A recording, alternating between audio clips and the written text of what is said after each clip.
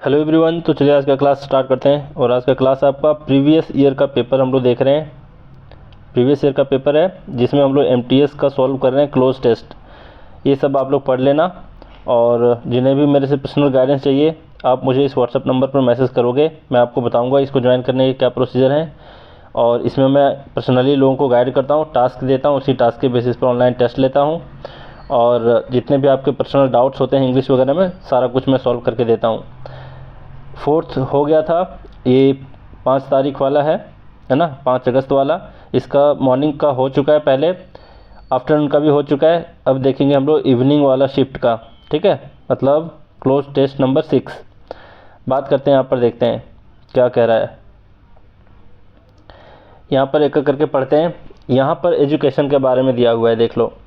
यहाँ बोला है education makes a person self reliant.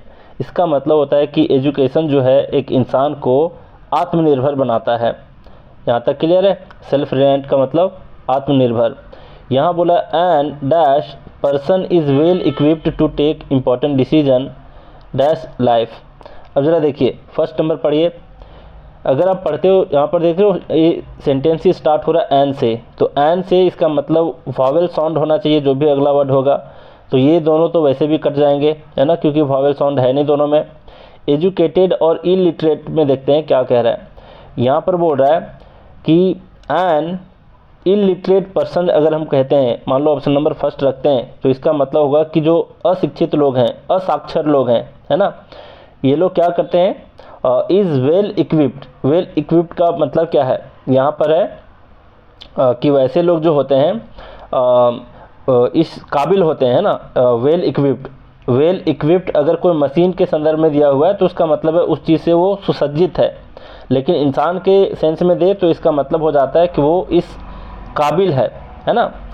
तो क्या इलिटरेट काबिल होता है इंपॉर्टेंट डिसीजन लेने में? नहीं, एजुकेटेड होता है ना। एजुकेटेड पर्सन जो होता है वो काबिल होता है इंपॉर्टेंट डिसीजन लेने में। इसलिए आपका इलिटरेट भी यहाँ पर नहीं होगा। क्या होगा इसका आंसर? बी नंबर ऑप्शन, कि an educated person is well equipped to take important decisions. अब यहाँ पर देखो अगला, to life, in life, at life, on life. भाई लाइफ में, है ना, अपने लाइफ में इंपॉर्टेंट डिसीजन लेने के काबिल होता है, तो इन लाइफ होगा, है ना, लाइफ पर नहीं होता। तो यहाँ पर क्या होगा आपका? बी नंबर ऑप्शन, इन, है ना, दोनों में बी ऑप्शन होंगे।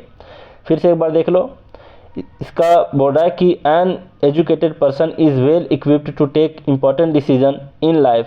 जीवन में एक एजुकेटेड पर्सन जो होता है वो इम्पॉर्टेंट डिसीजन लेने में काबिल होता है ना। फिर अगला देखते हैं, यहाँ पर दिया he is master of his dash and fortune. यहाँ बोला है कि वो अपने किस्मत का, मतलब किस्मत और बदकिस्मत का खुद ही मालिक होता है। अब ज़रा देखिए, किस्मत का खुद ही मालिक होता है। अब दोनों का मीनिंग है किस्मत। देखो, लक का मतलब, फेट का मतलब, चांस का मतलब, लॉट तो होगा नहीं, है ना। ये सब का मतलब होता है क्या?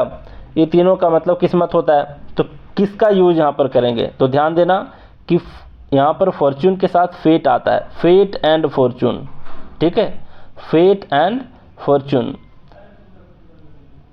अब जरा देखो, फेट एंड फॉर्चून का मतलब होता है किस्मत।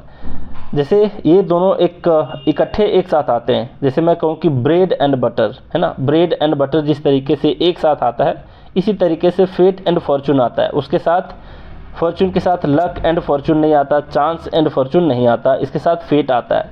इसलिए ऑप्शन नंबर ये इसका करेक्ट होगा। He is master of his fate and fortune. Clear यहाँ तक? अब अगला पढ़ते हैं। On the other hand an illiterate person, जबकि दूसरी ओर एन इलिटरेट पर्सन, जो असाक्षर पर्सन होते हैं, dash help and guidance at every step. हर एक कदम पर उसे हेल्प और गाइडेंस की आवश्यकता पड़ती है, ज़रूरत होती है। हैज़ नीडेड होगा, इज़ नीडिंग होगा, नीड होगा, नीड्स होगा। नीड तो होगा नहीं, क्योंकि यहाँ पर एन बोल रहा है ना, एन इलिटरेट पर्सन, मतलब सिंगुलर है। यहाँ पर जब थर्ड पर्सन सिंगुलर नंबर है तो नीड्स होना चाहिए, तो इसका ऑप्शन नंबर डी आंसर होगा। अब कहोगे सर हैज़ नीडेड और इज़ नीडिंग क्यों नहीं होगा? क्योंकि पूरे पैराग्राफ को पढ़ोगे आपको पता चलेगा, पूरा पैराग्राफ समझाया गया है प्रेजेंट इंडेफिनिट टेंस में। जैसे यहाँ पर देखो, यहाँ बोला एजुकेशन मेक्स, है ना, एजुकेशन थर्ड पर्सन है यहाँ पर सिंगुलर नंबर, तो मेक्स आया है, मतलब प्रेजेंट इंडिफिनिट में है। अगला और क्या है यहाँ पर देख लो, ही इज़ भी बोल रहा है तो सिंपल प्रेजेंट टेंस में है। फिर आगे भी अगर आप पढ़ते हो तो ही फील्स, देख लो ही फील्स, ये भी प्रेजेंट इंडिफिनिट में।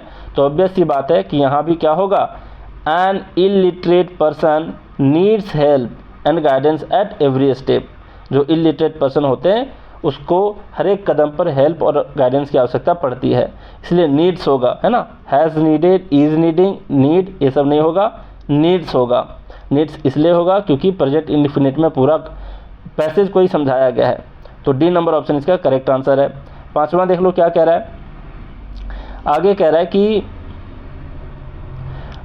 रहा है he feels helpless dash is at the mercy of others. अब यहाँ पर थोड़ा सा कैसे देखो, अगर आप यहाँ पर दो और बट का देखोगे ऑप्शन में, तो दो और बट जो होता है वो किन दो चीज़ों को जोड़ता है, कॉन्ट्रास्ट वाली चीज़ों को जोड़ता है। मतलब एक पॉजिटिव चीज़ तो दूसरा नेगेटिव चीज़, इन दोनों को कौन जोड़ता है, बट और दो, समझ गए। मतलब कॉन्ट्रास्ट पैदा करने वाली दो चीज़ों को ये जोड़ता है, कौन कौन, दो और बट। तो यहाँ कॉन्ट्रास्ट पैदा नहीं हो रहा है, कैसे, ही फील्स हेल्पलेस, वो असहाय महसूस करता है। और यहाँ पर आंसर होगा आपका and is at the mercy of others, और दूसरों के दया पर निर्भर होता है, ठीक है। तो देखो हेल्पलेस आपका क्या है, वो फील करता है कैसा, हेल्पलेस, असहाय महसूस करता है, और दूसरों के दया पर निर्भर होता है, मतलब कहीं ना कहीं दूसरों के हेल्प के ऊपर ही निर्भर कर रहा है ना। मतलब सेम तरीके की चीज़ को यहाँ पर जोड़ रहा है। तो सेम चीज़ को कौन जोड़ता है, एंड जोड़ता है। अनलेस क्यों नहीं होगा, अनलेस इसलिए नहीं होगा क्योंकि वहाँ पर अनलेस शर्त को शो करता है ना, कंडीशन को शो करता है, और यहाँ पर कोई शर्त लागू नहीं है ना, यहाँ पर कोई शर्त की बात नहीं कही जा रही है। तो ऑब्वियस सी बात है कि दो सेम चीज़ों को जोड़ने के लिए यहाँ पर एंड का प्रयोग करेंगे, है ना। He feels helpless and is at the mercy of others. अब ध्यान देना, यहाँ पर at the mercy of someone और फिर at the mercy of others का मतलब होता है किसी के दया पर निर्भर होना, क्लियर। तो वो हेल्पलेस भी है, असहाय भी है, और दूसरे के दया पर निर्भर भी होता है, कौन, इलिटरेट पर्सन के बारे में बोल रहा है। तो दोनों सेम तरीके की चीज़ें, हेल्पलेस फील होना और दूसरों के दया पर निर्भर होना, सेम तरीके की चीज़ को कौन जोड़ता है, एंड जोड़ता है, क्लियर। दो और बट क्या किसको जोड़ता है, कॉन्ट्रास्ट पैदा करने वाले दो चीज़ों को। तो यहाँ सारा कुछ क्लियर है, मीनिंग भी क्लियर है, आंसर भी क्लियर है, कौन सा ऑप्शन इसका आंसर होगा, क्यों होगा ये भी बता दिया, क्यों नहीं होगा ये भी बता दिया। तो चलिए एक बार रिवाइज करके पढ़ लेते हैं। यहाँ पर education makes a person self reliant, ठीक है। An educated person is well equipped to take important decision in life, he is master of his fate and fortune. On the other hand an illiterate person needs help and guidance at every step, he feels helpless and is at the mercy of others, clear. तो सब कुछ यहाँ पर मैं समझा दिया, पिछले class की तरह आज भी कुछ नया चीज़ सीखने को मिला होगा आपको, ठीक है। तो इस वीडियो को आप लोग ज़रूर लाइक करो ताकि मैं और वीडियो लाते रहूँ और सारा मैं प्रैक्टिस करा दूँ, इसी चैनल पर सारे टॉपिक का मैं अच्छे से प्रैक्टिस करवा दूँ।